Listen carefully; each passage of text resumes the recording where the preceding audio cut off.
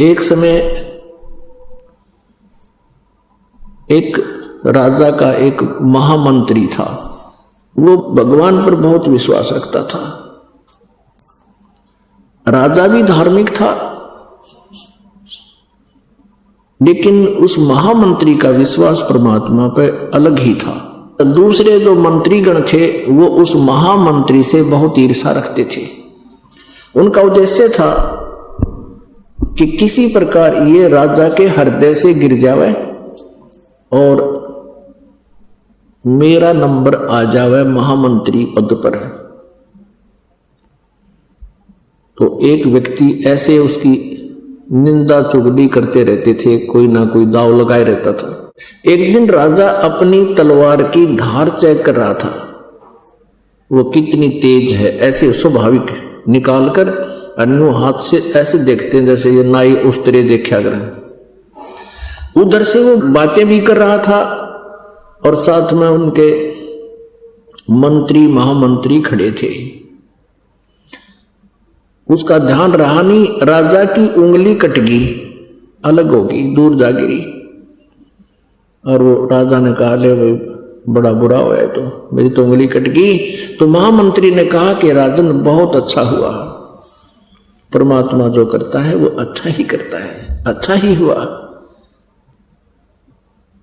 अब उस राजा के कुछ तो दर्द हो रहा और कुछ ही वो चुगलखोर पहले उनको कहते थे कि ये आपका वफादार नहीं है।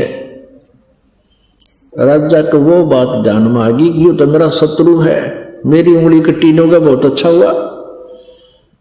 राजा ने कहा उस दूसरों को कि इसको कैद में ठोक दो, और जो चापलूस था वो महामंत्री बना दिया, जो उस भगत की निंदा करया करता था। कुछ दिनों के बाद राजा की उंगली ठीक होगी। ठीक का मतलब कट तो गई वो, लेकिन वो जख्म भर गया, जो शेष टूंड सा बचा था इतना, बाकी सारी कट चुकी थी। राजाओं की फिर एक व्यवस्था होती है, वो शिकार खेलने जाते हैं, जंगल में शिकार खेलने जाते हैं, इन मृगों को मारते हैं। अब राजा और वो महामंत्री जो नया चुना था, और भी 20-30 उसके सैनिक 50 चले गए। राजा और महामंत्री जंगल में अकेले रास्ता भूल गए। उधर से जंगली लोगों का कोई पर्व था, देवी को बलि देनी थी। उनके पुरोहित ने कह रखा था उन जंगली लोगों के सरदार को, उनके पुरोहित ने कह रखा था कि मनुष्य की बलि दो तब देवी प्रसन्न होगी। तो उन्होंने, उस सरदार ने, वहां के जो मुखिया ने, जंगल के उन लोगों के मुखिया ने चारों तरफ बहुत से अपने व्यक्ति भेज दिए कि कोई मनुष्य लाओ पकड़ के, आदमी लाओ पकड़ कर, नर बलि। वो 20-30 जने जा रहे थे। राजा और वो महामंत्री दोनों दिख गए, चारों तरफ से घेर लिए और पकड़ लाए। पकड़ के लाके खड़े कर दिए। अब पुरोहित ने कहा कि इनके अंग देखो, कोई अंग भंग ना हो, यानी शांत पूर्ण हो ये, नहीं तो पूजा अधूरी रह जाएगी। काना ना हो, लंगड़ा लुल्ला ना हो, हाथों की उंगलियां पूरी हो। अब वो लागे फिर उसकी चेकिंग करना। वो निरीक्षण करके देखा कि एक आदमी की उंगली कट रही है, ये उंगली नहीं है। पुरोहित ने कहा कि इसकी बलि नहीं स्वीकार होगी। वो राजा तो छोड़ दिया, वो दूसरा पूरा था, वो चापलूस ने बोला जी ओके है कि इसको कर दो काम, वो काट दिया। वो चापलूस तो कर दिया काम, वो काट दिया, राजा बच गया। अब राजा ने तो वहीं से स्पीड ठोक दी और पहुंचा घर पे। आते ही सबसे पहले उस महामंत्री को जो कैद कर रखा था उसको खोला और सीने से लगा कि भाई मुझे क्षमा करना, मेरे से बहुत भूल बन गई, आपको मैंने जेल में डाल दिया।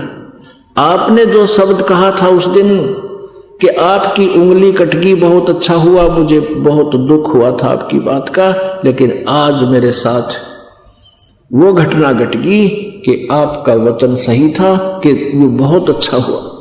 अब राजा समझ गया, राजा को पता लग गया कि मेरी उंगली कटने से मेरी मौत बच गई, मेरा जीवन बच गया, नहीं तो मेरी जान जानी थी। तो फिर उस राजा ने मंत्री से कहा कि भी ठीक है, मेरे लिए तो अच्छा हुआ मेरी उंगली कट जाने से मेरी जीवन रक्षा होगी, लेकिन आपके लिए क्या हुआ, आपको अननेसेसरी 6 महीने की कैद काटनी पड़ेगी।